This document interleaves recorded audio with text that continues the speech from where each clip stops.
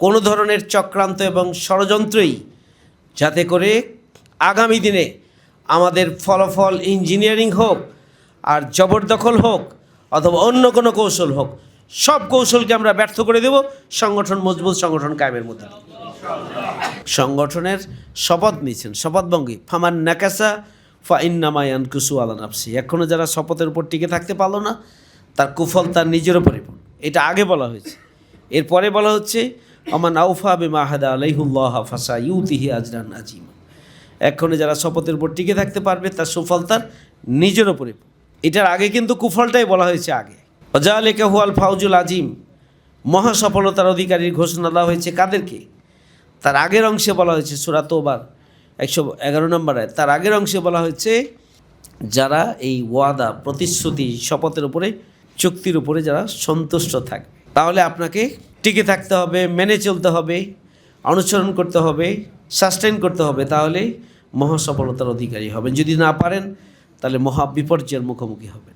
সূরা নহলের 91 নম্বর আয়াত, যেখানে বলা হচ্ছে আল্লাহকে হাজির সাক্ষী রেখে যারা ওয়াদা গ্রহণ করেছো, এই ওয়াদা তোমরা ভেঙে ফেলো না।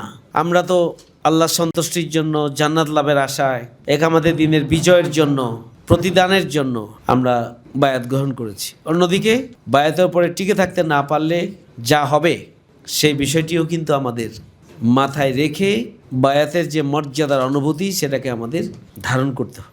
রোকনিয়াতের দাবি হচ্ছে শপথ নেওয়ার পর মানের সাথে সম্পৃক্ত সবগুলো সূচকের মান উত্তরোত্তর বৃদ্ধি পেতে থাকবে। আপনার জ্ঞানগত মান, নৈতিক মান, আমল আখলাকের মান, আপনার অর্পিত কর্তব্য পালনের মান, আপনার এখলাসের মান, আপনার দিনকে জীবনোদ্দেশ্য হিসাবে গ্রহণ করার মান, আপনার ত্যাগ এবং কোরবানির মান, নিজেকে আল্লাহ রঙে রঙিন হওয়ার মান, প্রত্যেকটা মানের ক্ষেত্রে আপনাকে উত্তরোত্তর নিজেকে সমৃদ্ধ করতে হবে।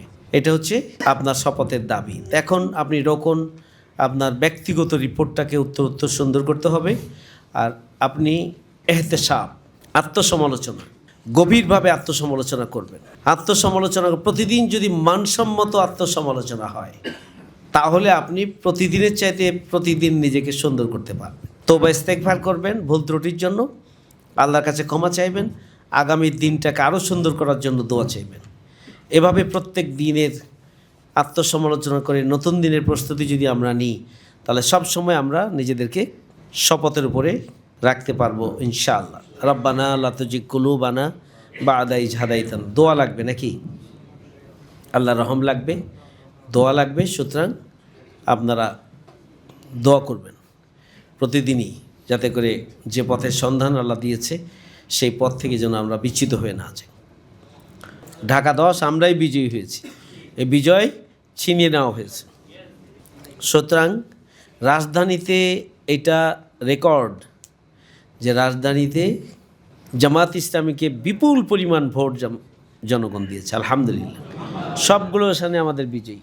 এখন এই যে বিরাট যেটা আমরা মনে করতাম যে বাংলাদেশ যখন সম্পূর্ণরূপে বিজয়ী হবে এরপরে কোনো একটা সময় ঢাকা হবে, কিন্তু বিজয় কি ঢাকা দিয়ে শুরু হয়েছে নাকি বলেন? এবার আলহামদুলিল্লাহ আমরা যদি ওই হিসাব করি 2 মহানগরীতে এত কিছুর পরও আমরা 7টাতে বিজয়ী হয়েছি।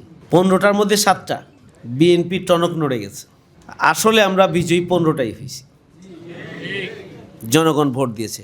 ইতিহাসে এবার নজিরবিহীন রাজধানী দিয়ে বিজয় শুরু হয়েছে আলহামদুলিল্লাহ। আর রাজধানী থেকে দলে দলে মানুষ এলাকায় গিয়েছে দাঁড়িপাল্লা স্লোগান দিতে দিতে।